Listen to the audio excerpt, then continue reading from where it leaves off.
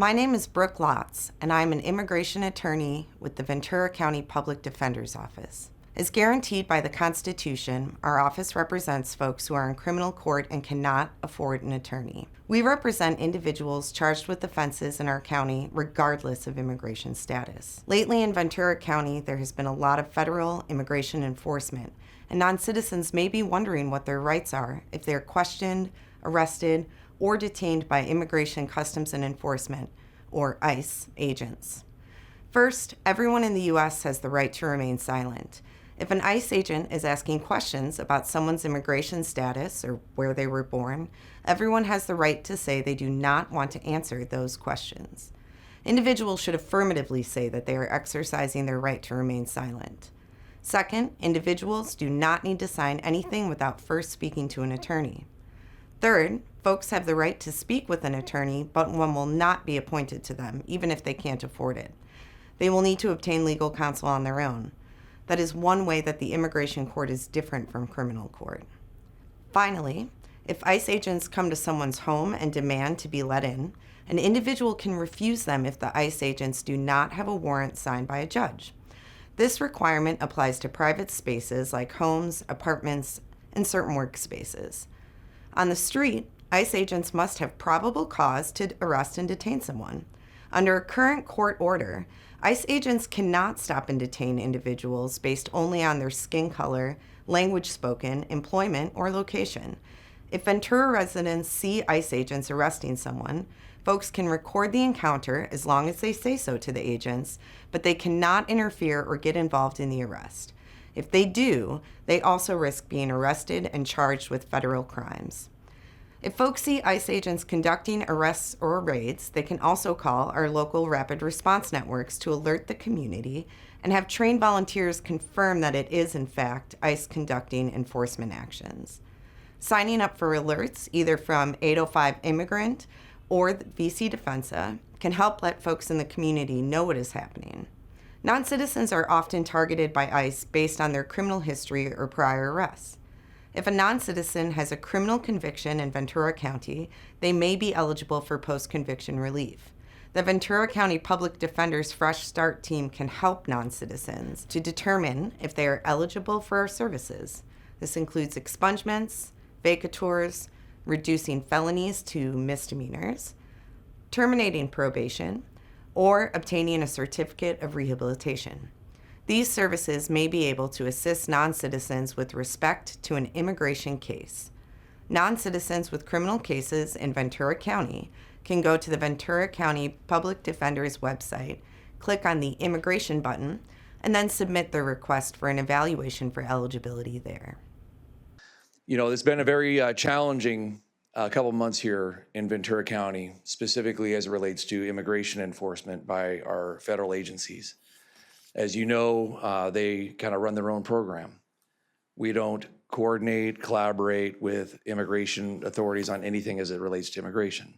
We 100% follow Senate Bill 54, which makes it very clear that all local law enforcement agencies are not to participate in immigration enforcement. Any of those raids are done strictly by federal agents. We will, however, if people are in my custody and they're held to answer or convicted of serious or violent crimes, then I will let ICE know if they've asked what the release dates are. And once we've gone through a process of we verify that we believe they meet the criteria, we partner with the Public Defender's Office, who also looks at it to make sure they meet the criteria.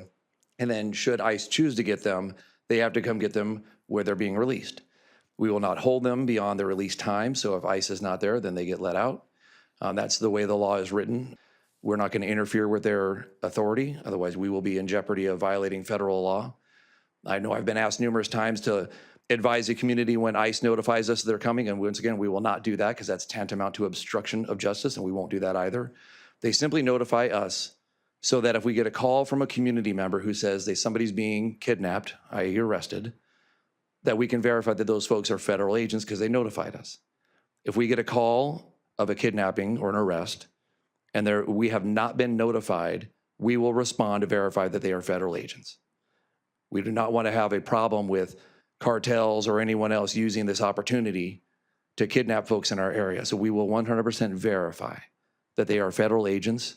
We will not stop them once we've identified that they're federal agents from doing their job. If the community would like to change how immigration is being handled, that is through your federal legislators to talk about immigration reform. That would be Julia Brownley, Salud Carbajal, and then Senators Schiff and Padilla is who represents California and Ventura County. That's who you need to talk to change the laws. The other thing I'd like to say is that for our community members who are being told to be afraid of your local law enforcement, you need not be afraid of us. We are not going to ask you your status.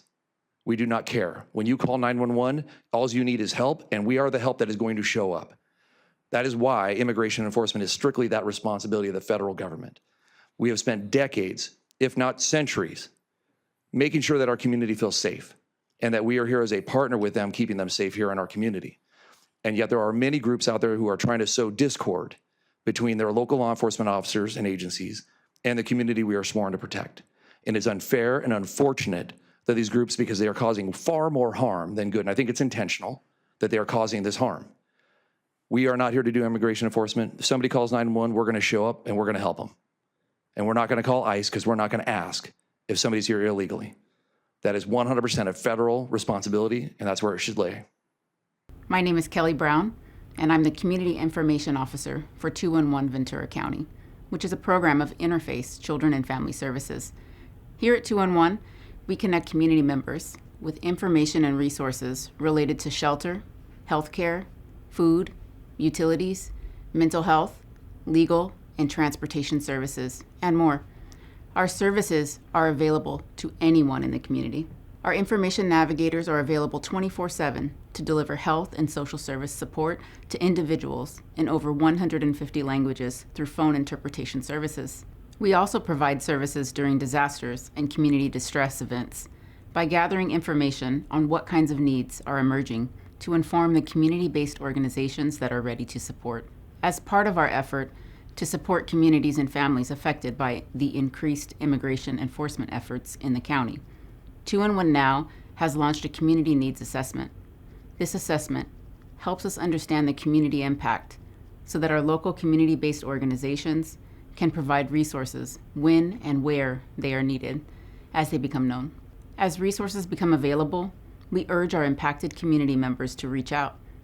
You can do so by searching our 211now.com site, texting your zip code to 898211, or by calling 211 from any phone to connect to one of our 211 information navigators. Hello, I'm Vanessa Frank. I'm an immigration attorney serving the Central Coast region for over 20 years, Ventura, Santa Barbara, and San Luis Obispo counties. I'm here this evening to speak about how families can prepare for immigration concerns or any emergency, really. It's the same advice. First of all, it is to have all of your medical, legal records in one place in a secure location, and maybe make a copy of those important immigration records and give them to a person or two who have your trust and confidence so that those people also can access those documents at a moment's notice. You also want to make sure that the people in your life that depend on you, your children, or if you have adult dependents, that those people know and trust your trusted person, so that if that person needs to intervene, they already know that person and feel confident that they will get the care that they need. In the case of emergency, that person should be able to access those records.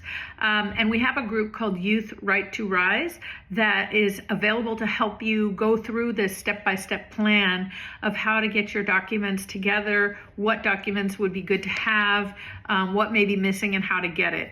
You can call Youth Right to Rise, and they will help you both know your rights and get these documents together. The phone number is 805-616-2715. Again, 805-616-2715.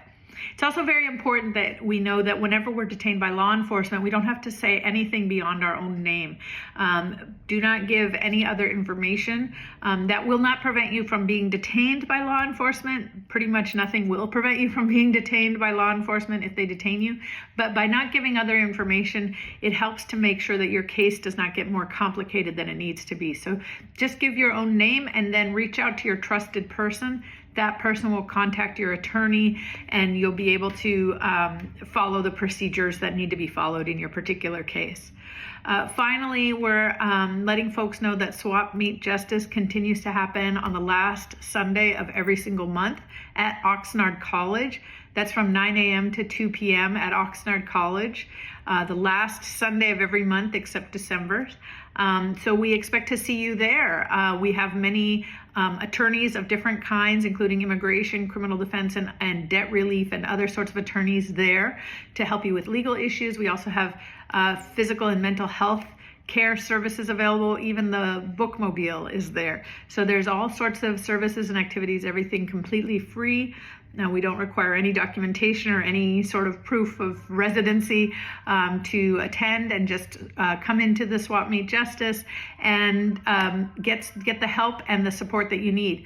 We look forward to seeing you there. Thank you so much.